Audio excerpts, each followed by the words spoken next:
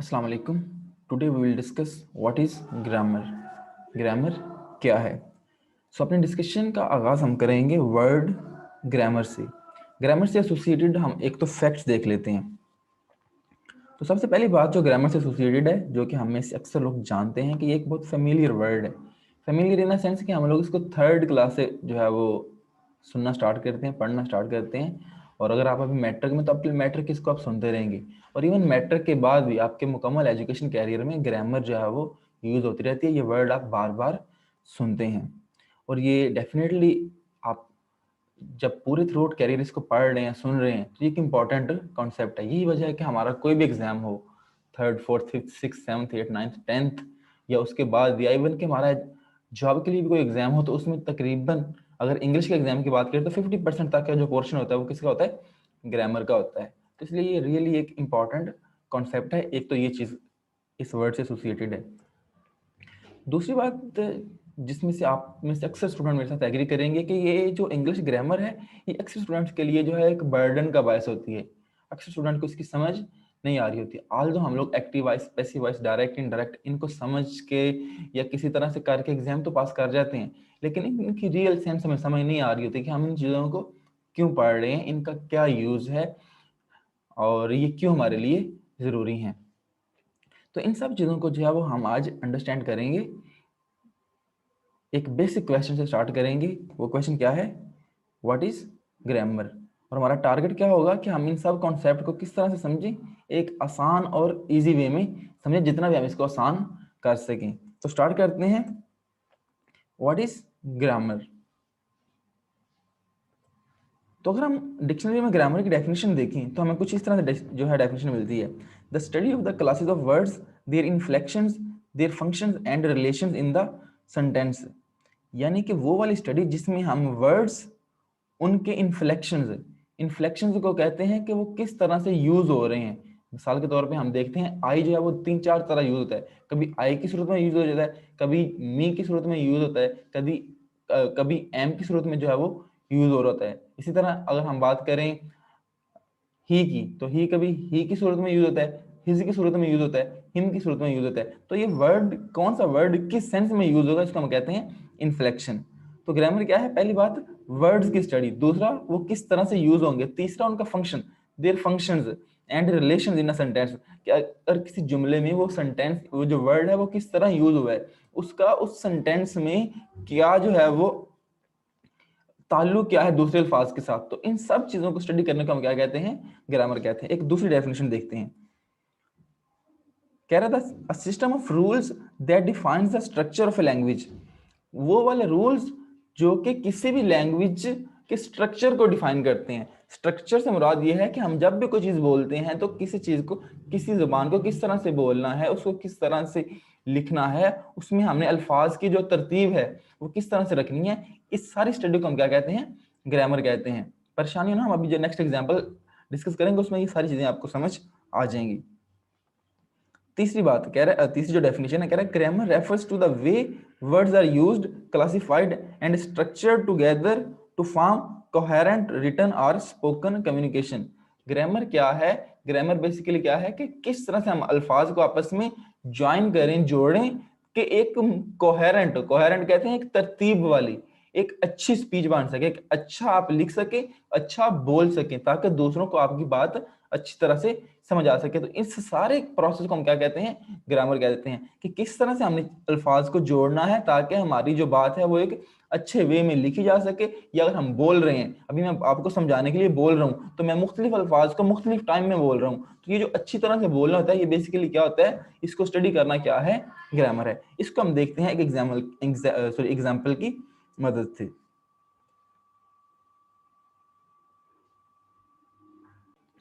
अच्छा जी, तो जिस एग्जाम्पल की हम लोग बात कर रहे हैं, यहाँ पर हमारे पास एक पैराग्राफ लिखा हुआ है। ये हम लोग सेकंड या थर्ड क्लास के लेवल का पैराग्राफ है। माय बेस्ट फ्रेंड के ऊपर हम लोग स्कूल में अक्सर लिखते होते हैं इस तरह की लाइनें। तो इसको जरा रीड कर लेते हैं। लिखा हुआ है, I have a huge group of friends at my school. मेरे स्कूल में मेरे बहुत ज़्यादा फ्रेंड्स हैं। But my best friend's name is Ahmad. मेरा जो सबसे बेहतरीन दोस्त है या अच्छा दोस्त है, उसका नाम क्या है? अहमद है। He has a round face. उसका जो चेहरा है वो गोल मटोल है। With brown hair and eyes. और उसके बाल कैसे हैं, बुरे हैं, और आंखें कैसी हैं, वो भी ब्राउन हैं, बुरी हैं। My best friend is funny, कि वो जो है वो मजाक वगैरह करता रहता है, and outgoing by nature, और हर एक से बातचीत कर लेता है। He is very good at his studies, वो अपनी पढ़ाई में बहुत अच्छा है, and helps me in my studies too, और मुझे भी मेरी पढ़ाई में मदद करता है। We sit study and play together at school, हम स्कूल में इकट्ठे बैठते हैं, इकट्ठे खेलते हैं और इकट्ठे ही पढ़ते हैं। तो ये इंग्लिश के कुछ 3-4 सेंटेंस लिखे हुए थे माय फ्रेंड के ऊपर। अगर हम इसमें देखें तो ये जो स्ट्रक्चर लिखा हुआ है, ये जो हमने पैराग्राफ लिखा है, इसमें बहुत ज्यादा रूल्स यूज हुए हैं। ऐसा नहीं कि हमने जो है बगैर किसी रूल के, बगैर किसी तरतीब के जो है उसको लिख दिया है। तो देखते हैं इसको, जिस तरह ये देखें आई है ना, आई के बाद यहाँ पे हैव लिखा हुआ है, हम इसको हैज नहीं लिख सकते, हैव लिखा हुआ है, ठीक है। सिमिलरली ही के बाद इज लिखा है, ही के बाद एम तो नहीं लिख सकते, ही के बाद हैव नहीं लिख सकते, ये कुछ रूल्स हैं, ठीक है। तो इन रूल्स को प्रॉपर वे में यूज करना क्या है, ग्रामर है। दूसरा बात कर रहा था इन्फ्लेक्शंस की। अब देखें यहाँ पे उसने बात की है, कह रहा है कि my best friend is Ahmad, उसने अहमद का नाम लिया है, आगे उसने अहमद की बजाय उसको क्या कह दिया, ही कह दिया। फिर उसने क्या कह दिया, अब यहाँ पे दोबारा उसकी बात करते हुए क्या कह रहा है, ही कह रहा है, ठीक है। तो अहमद को आप दोबारा अहमद अहमद लिखने की बजाय वो ही कह रहा है। ये भी एक रूल है जो कि हम डिटेल से वन बाय वन आगे पढ़ेंगे। अभी जस्ट हम अंडरस्टैंड करना चाह रहे हैं कि ग्रामर क्या है, ठीक है। ग्रामर को वन बाय वन हम लोग जो है वो ओपन करेंगे, वन बाय हम पार्ट्स ऑफ स्पीच पढ़ेंगे, वन बाय वन हम जो है टेंसेस पढ़ेंगे। उस चीज के बारे में आपने जो है वो परेशानी होना टाइम भी, जस्ट आप ये समझने की कोशिश करें कि ग्रामर बेसिकली क्या है। तो मैं इसमें से आपको इस एग्जांपल से समझाने की ट्राई कर रहा हूँ कि अल्फाज देखें एक प्रॉपर रूल्स के तहत यूज हुए हैं, हर वर्ड का कुछ प्रॉपर फंक्शन है, कुछ प्रॉपर यूज है, ठीक है। तो आई देखें, अब यहाँ पर आई की बात कर रहा है कि I have a huge group of friends, मेरे बहुत ज्यादा दोस्त हैं। अब यहाँ पर उसने क्या दिया कि माय बेस्ट फ्रेंड, ठीक है। अब यहाँ पर उसने आई नहीं कहा, आई को चेंज करके यूज कर दी है, माई की शक्ल में यूज कर दी है। तो ये वाले रूल्स कि कब हम आई यूज करेंगे, कब हम एम यूज करेंगे, कब हम माई यूज करेंगे, ठीक है, उसकी पोजीशन कब आएगी, यहाँ पे हैव लगा दिए, यहाँ पे इज लगा दिए, कब हैव लगाएंगे, कब इज लगाएंगे, ठीक है। यहाँ पे देखें फ्रेंड के आगे तो यार उसने कॉमा लगा के एस लगा दिया है, और किसी जगह पे ऐसा कुछ भी नहीं है। तो ये जो जितना स्ट्रक्चर है हर एक का जो है ये स्कूल के बाद उसने कॉमा लगाया हुआ है, ठीक है। तो ये जो रूल्स रेगुलेशंस हैं, ताकि हमारा ओवरऑल जो स्पीच है, जो हम बोल रहे हैं, जो हम लिख रहे हैं, उसका एक अच्छा सा मकसद बन सके, अगले बंदे को हमारा मैसेज जो है वो कन्वे हो सके, तो उसको हम क्या कहते हैं, ग्रामर कहते हैं। आई होप कि आपको जो है वो ग्रामर के बारे में थोड़ी सेंस बन रही होगी। बाकी जैसे जैसे वीडियो मुकम्मल होने की तरफ जाएगी, आपको जो है वो सेंस क्लियर होती जाएगी। ग्रामर को डिस्कस करते हुए यहाँ पे एक बात बता दूं कि मैं कह रहा हूँ कि ये कुछ रूल्स हैं, कवानीन हैं कि जिसके तहत हम चीजों को जोड़ते हैं, वर्ड्स को जोड़ते हैं और उनको लिखते हैं। लेकिन जो सबसे मजे की बात यह है कि ये जो रूल्स हैं, कह रहे this rules are evolved over time with use of language.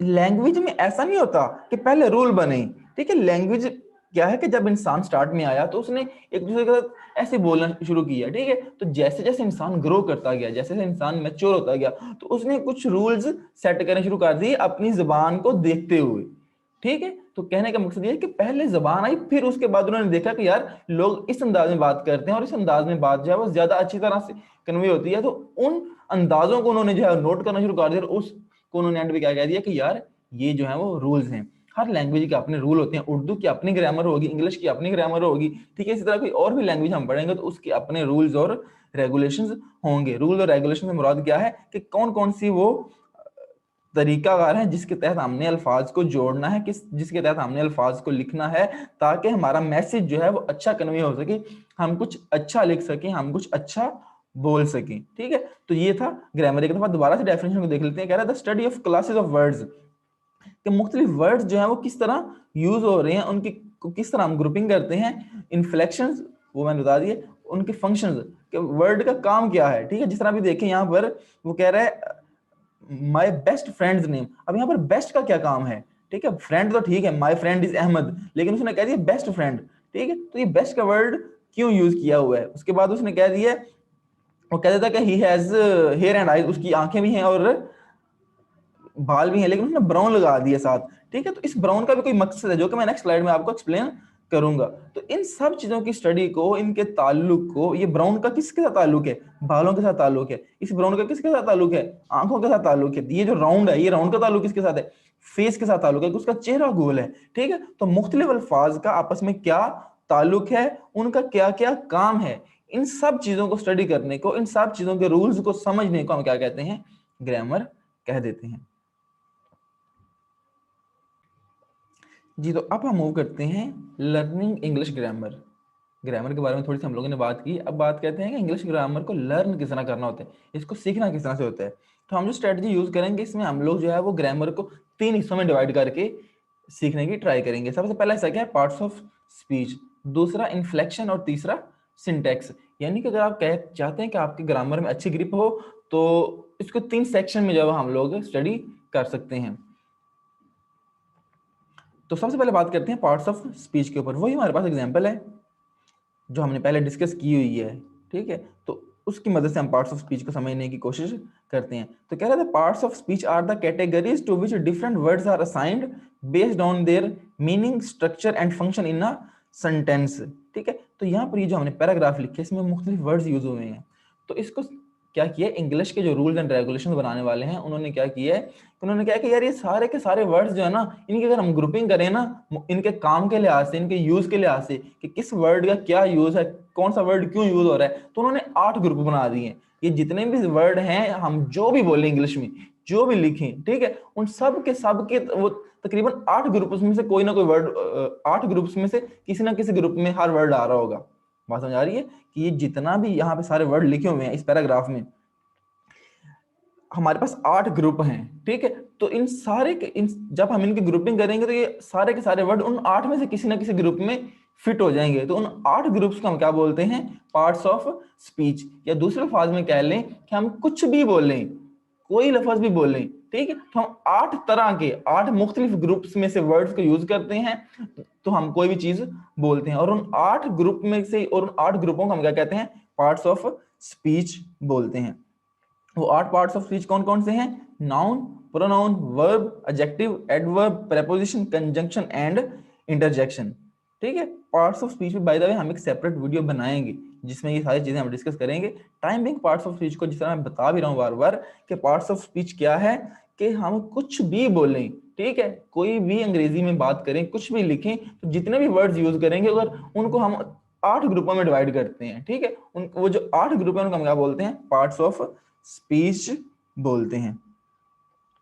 बात करते हैं अब इन्फ्लेक्शन के ऊपर। ठीक है, वही एग्जांपल है, इन्फ्लेक्शन कहते हैं the process by which words are change into different forms to create new words and specific meaning.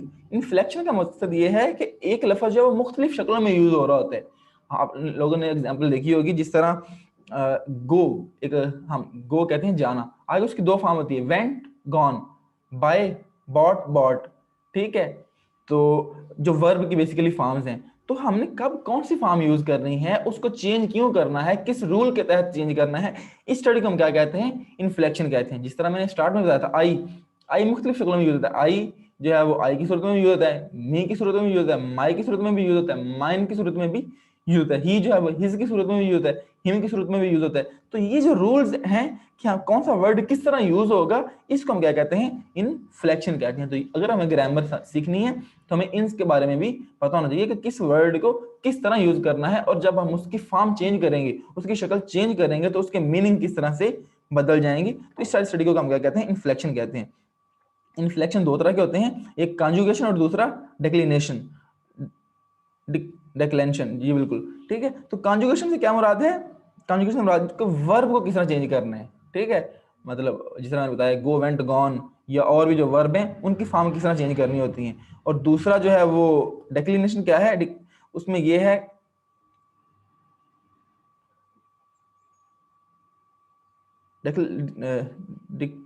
डिक्लेंशन से मुराद ये है कि हम लोग इंग्लिश में जो है वो प्लूरल किस तरह से बनाएंगे। ठीक है, हमारे पास अगर कोई वर्ड है, लेट्स से को है, तो को के आगे प्लूरल क्या होगी, कोज होगी। प्लूरल किस तरह से बनाने हैं, प्रोनाउन को किस तरह से यूज करना है, एडजेक्टिव को किस तरह से यूज करना है, तो इन सब चीजों को हम क्या बोलते हैं, इन्फ्लेक्शन बोलते हैं। इन सारी स्टडी को इन्फ्लेक्शन की बात करते हैं। बाय द वे हम इस पे जो है वो डिटेल से बात करेंगे, टाइम बिंग आपको जस्ट इन्फ्लेक्शन का थोड़ा सा आइडिया होना चाहिए। ठीक है, ये एग्जाम्पल हम लोग डिस्कस कर चुके हैं। थर्ड है सिंटेक्स। सिंटेक्स कह रहा था rules and patterns that govern how we structure sentence in our routine language, we call it tenses. अगर हमने इंग्लिश लैंग्वेज में जब हमने कुछ बोलना है तो उसका स्ट्रक्चर क्या होगा, कौन से लफ्ज पहले आएगा, कौन सा लफ्ज बाद में आएगा, कौन सा लफ्ज दरमियान में आएगा, तो इसको हम क्या कहते हैं, सिंटैक्स। सिंटैक्स मतलब कि हम जो जिस तरह टेंसेस पढ़ते हैं ना, टेंसेस में एक स्ट्रक्चर होता है। कौन सा स्ट्रक्चर होता है, ये वाला। सबसे पहले सब्जेक्ट लिखते हैं, फिर वर्ब लिखते हैं और फिर ऑब्जेक्ट लिखते हैं, ठीक है। तो इस तरतीब को हम क्या बोलते हैं, सिंटैक्स बोलते हैं, ठीक है। तो ये था आज का जो हमारा ग्रामर का इंट्रोडक्शन। आई होप कि आपको जो है वो चीजें काफी आता है, जो समझ आ चुकी होंगी। लास्ट में जो मैं आपको एक चीज बताऊं इस सारी डिस्कशन के बाद, कि ग्रामर को जब भी सीखना है रूल्स को रट्टा नहीं लगाना, ठीक है। इंग्लिश लैंग्वेज को रीड करें और ये जितने भी रूल्स हम वन बाय वन अभी पढ़ते जाएंगे उनको ऑब्जर्व करने की ट्राई करें कि ये जो आई है यहाँ पे क्यों यूज हो रहा है, जब आई जो है वो माई की शक्ल में किस तरह यूज हो रहा है, मी की शक्ल में यहाँ पर क्यों यूज हो रहा है, ठीक है। तो जो रूल्स पढ़ो उनको जब रीड कर रहे हो तो वहां पर उसको आइडेंटिफाई करने की ट्राई करो, ठीक है। तो और ओवरऑल स्ट्रक्चर को समझने की कोशिश करो। तो इस तरह से जो हमारी ग्रामर, इंग्लिश ग्रामर है, वो इंप्रूव होती जाएगी। सो दैट्स इट, ये था हमारा ग्रामर का introduction. Have you found value in this video, then like and share the video, subscribe to our channel and give your feedback in the comment section. Thank you very much.